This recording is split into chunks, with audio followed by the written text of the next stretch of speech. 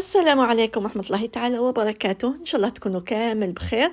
كما راكم تشوفوا الوصفة تاع اليوم هذه الحلوة تاع العرايش، يعني راح ندير كمية صغيرة جدا جدا، حوالي 20 حتى ل 21 حبة. يعني راح نعطيكم مقدار مضبوط جدا جدا. ما نطولش عليكم، نجوزو نشوفوا الطريقة تاعها. وبليز إذا عجبكم الفيديو تاعي في الأخير ما تنساوش تشجعوني باللايك وحطوا لي تعليق محفز حتى هكا باش نقدر نواصل إن شاء الله.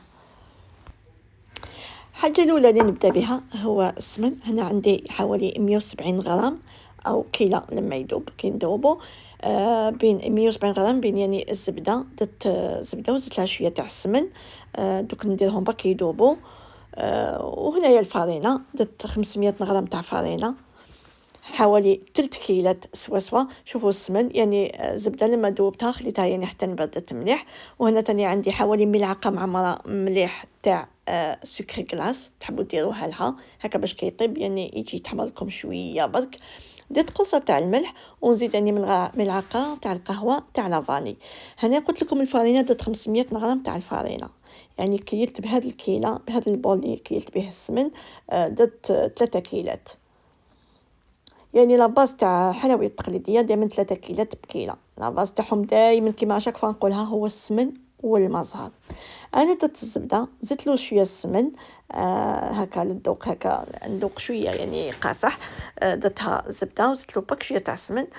كما راكم تشوفوا دوك نبدا يعني نبسس فيه، نبسو مليح حتى يدخل كامل مع بعضه. انا الجو شويه راهو بارد، يعني خفت برك يدير لي غرومو هذاك، ما ما درتوش سخون بزاف، خليتو هكا دفى. لكن اذا شتوه دايركم لي غرومو هذوك كيفاش يقولوا الحبيبات هذوك، تقدروا تجوزوهم في الغربال. فوالا كيما انا دوك فوالا جوزتو في الغربال. شو حتى يعني الجفنه خليتو غير في الجفنه هذيك الكبيره اللي جوزتو فيها.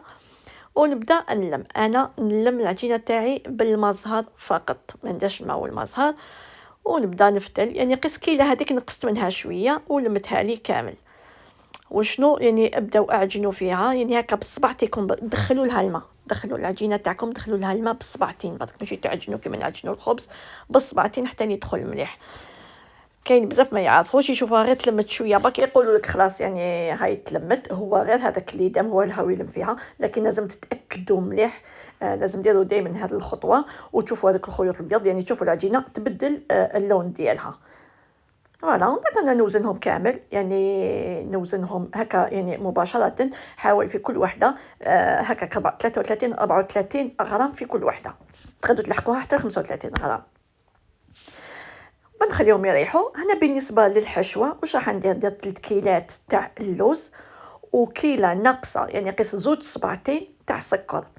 ومن بعد ناخذ انا هذا الكيله كامل نعاود نرحيها، نديرها في الاخر اللي ترحي اللوز ونرحيها كامل كيما كشتو هكا باش كي نعجن ناخذ العقده ديالي راح يعني تعجن مليح والسكر هذاك يذوب وتجي يعني تجي معسله. هنا اللوز درت 350 غرام، يعني قول شوف 300 نو درت 400 غرام، يعني نحكوها 400 غرام لان من بعد لما وزنتهم درتهم 17 غرام. هنا درت لها شويه تاع لافاني للذوق وشمختها بيان سور بالمزهر برك. وهنايا كما قلت لكم ماشي يعني ماشي تلموها برك، هنايا عجنوها يعني مع الاول شغل افتلوها حتى تبدا تتلم معاكم العقده، وبعدين اعجنوها. هنا زدت لها ملعقه تاع الزبده ماشي معمره بزاف باش هكا تجيك طريه داخل. وبداو يعني روحوا غير بالعقل مع المزهر سينو يعني راح يجري لكم. وبداو يعني غير بصبعتيكم حتى فوالا كيما هكذايا، وعجنوها هكا بين يديكم حتى تحصلوا على عقده يعني ملمومه. انا المهم هذه زدت عجنتها مليح حتى دخلت لها كشوفوا كيفاش جات، حتى يعني خلاص يعني حكمت. وفي كل وحده كما قلت لكم وزنتها بين 16 و 17 غرام. شوفوا نتوما تقدروا ديروا 15 غرام كما تحبوا. هي تانية يعني درتها هكذايا وغطيتها. هنايا بعد يعني ما ارتاحت العجينه مع العقده دوك نبدا تحبوا ديروها بيديكم. انا حنديرهم في هذا المول تاع السيليكون، يعني تعطيك نتيجه رائعه يعني حقيقه. يعني اللي ما عندهاش تشريه، خصوصا الوحده اللي تخدم تشريه راح يساعدك بزاف وتجي كل وحده تشبه لاختها يعني على يد وحده. انا دوك نبدل العجينه، نحلها كامل هكذايا مليح، حلوها رقيقه. انا نحب كيما تشارك العادي يعني، ولا الملبس ولا العرايش، نحب يجي هذاك شغل كي يبدا شغل كي ترولي العجينه، نحب هذاك لو تورناج هذاك يجي فيها. والعقدة نحطها في الوسط كما راكم تشوفوا، يعني نلحقها كامل الأطراف شوية. وزمان زمان زمان كانوا يديروا غير في الوسط هكذايا شوية عقدة غير في الوسط، لكن دوكا لا ولا كما راكم تشوفوا. بعد نغلقها كامل هكا على روحها، ونغلق الأطراف هذوك تاعها مليح باش ما تخرج العقدة، وما راح تخرج العقدة يعني أبدا تخرج. ونطول كما راكم تشوفوا، ديروا الخطوة كما راني ندير فيها هكذايا. هنايا ماكو حتى تولي ديروها بين يديكم ولا باش تجي سوا، دخليها في المول وتهناي. فوالا نسبق انا هذوك الاطراف ندخلهم، ومن بعد نديرها في الوسط. وطبعا الجهه اللي غلقتوها هي اللي تجي من الفوق، لان السيليكون هذا المول تاع السيليكون، ومن بعد نقلبه يعني يطيب على قفاه. عفوا.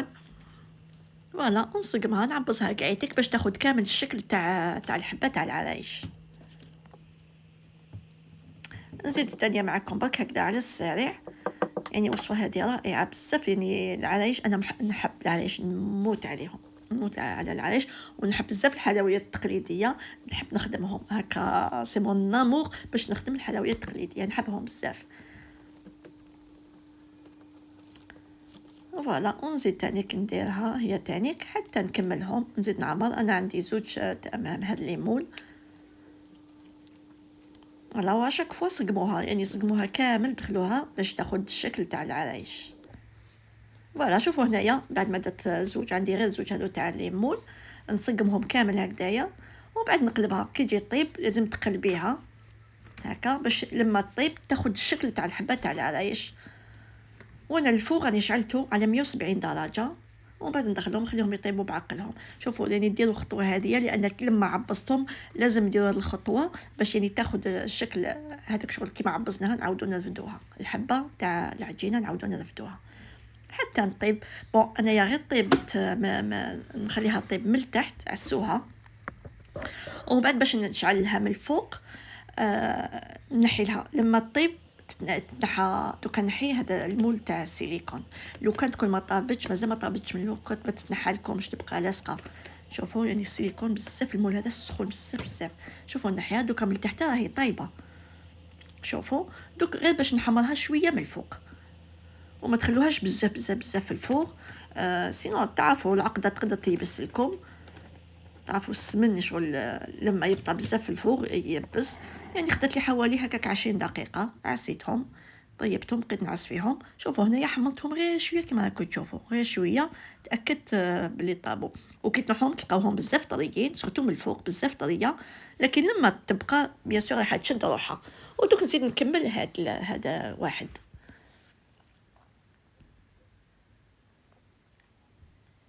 فوالا بعد ما يطيبوا انا طيبتهم يعني كيما اليوم حتى الغد من داك باش نكمل. هنايا ندير الطليه ديالي واش غنسحق كاس تاع مزهر، نص حبه تاع بياض البيض، تحب ندير له بياض البيض، نزيد له تاني كاس تاع الزيت، ونص كاس تاع عصير الليمون ملون ابيض ولافاني.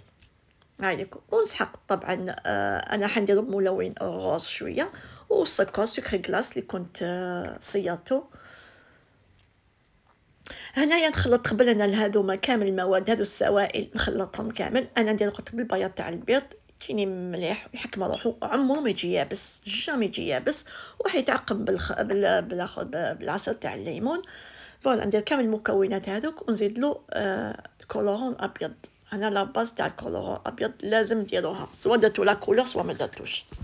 ونزيد له لافاني، نخلط كل شيء هكذايا مليح مع بعضو، ومن بعد نبدا نشمخ. يعني الخطوه هذه راح تسهل عليك بزاف واش نخلطوها مليح. شوفوا يعني الخليط الابيض اللي حتحصلي عليه.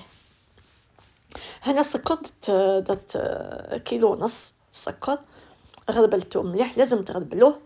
ونبدا نشمخ دوكا. فوالا شوفوا الخليط هذاك نحصل بلي تخلط مليح، والبياض البيض تاني تخلط مليح.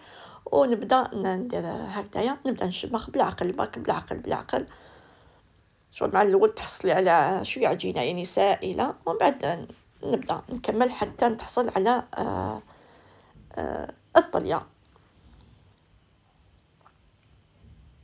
فوالا يعني الصورة تشرح في روحها الأحسن. يعني أنا كنت نديرها في الآخر في البيترا تاني، لكن لما تكون كمية صغيرة سي با لا بين. البيترا تاني يساعد بزاف بزاف كيما ديريها. دوكا شوفوا هكذايا، ونبدا نزيد لها حتى ولا شتو جاتكم سائله زيدوا لها شويه سكر كلاص، غربلوا لها شويه سكر كلاص من الفوق. حسيتوها جاتكم ثقيله زيدوا تجريوها شويه بالمزهر ولا العصير تاع الليمون. هايليك حتى تحسوا بلي يعني خلاص. هنا نزيد لها شويه ملون الغوص. شغل هذا ملون الغوص شغل كدا غير نزيد بصح خفتو يجوني بزاف غوص. فوالا يعني حتى تحصلت على غوز بيبي شباب، لكن لما درتهم فوق الطليه شغل لو كلير شويه. فوالا شوفوا صيها بيديكم وتجي تبرق، جات رائعه. هذه دوكا نكملها اليوم، ما نطليش بها حتى الغد من داك ان شاء الله تكون هي ريحت، والعريش تاوعي يكونوا بردوا مليح. يلا هكذايا ونغطيهم ونديرها في الثلاجه.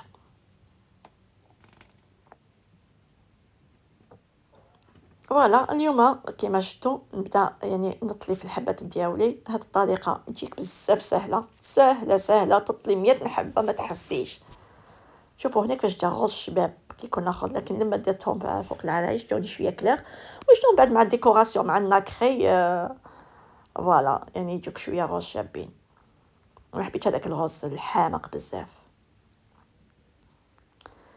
فوالا دوك نديرهم كامل هكذايا، وهذيك الزايده تحبط من تحت وتعاودي تلميها عادي وتخدمي بها.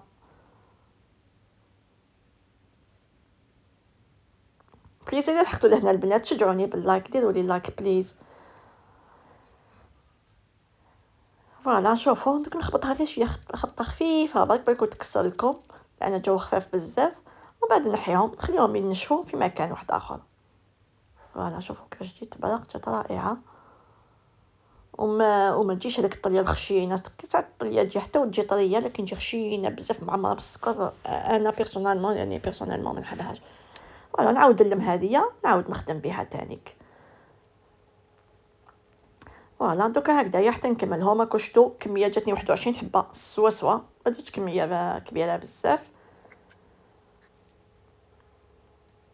حتى نكملهم نخليهم ينشفوا مليح. يعني هذه الطريقه ما تاخذش الوقت في النشاف، تمتم يعني حوالي ساعه برك حسيتها بدات تنشف.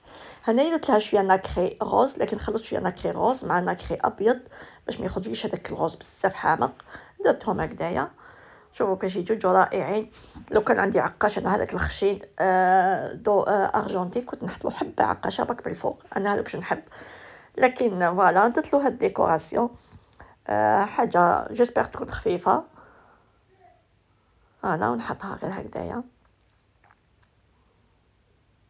شوفوا كيفاش تجي. تحبوا شويه بلاخر دوري، هذاك لاخر دوري ديروا في وسط الوردة فقط. شويه ما نكتروش بها بزاف، ما نكتروش لي كولور. اوفا نهضر على روحي انايا. وشوفوا كيفاش تجي الحبه هكا تجي شابه، لكن انا جو بريفير هذيك الحبه عقاشه كبيره في الوسط فقط.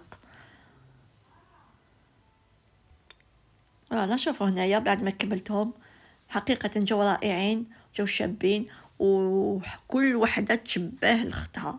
يعني كل وحده تجي تشبه لاختها. جات هايله بزاف وخفيفه، والعقده جات طريه بزاف. شوفوا كي نقسم لكم وحده نقسمها بيدي ماشي بالموس، نحب هادو ما يبانوا هكا كي نقسمهم هكا باليد. فوالا وجات بزاف طريه والعقده طريه بزاف يعني رائعه. هذه هي ان شاء الله شهيتكم في الجنه. وصفه يعني عطيت لكم مقادير مضبوطه اللي يحب يجربها ان شاء الله تكون عجبتكم. ما تنسونيش في اللايك حتى نتلاقاو مع وصفات اخرى ان شاء الله. ما عليا غير نخليكم على خير، والسلام عليكم ورحمه الله تعالى وبركاته.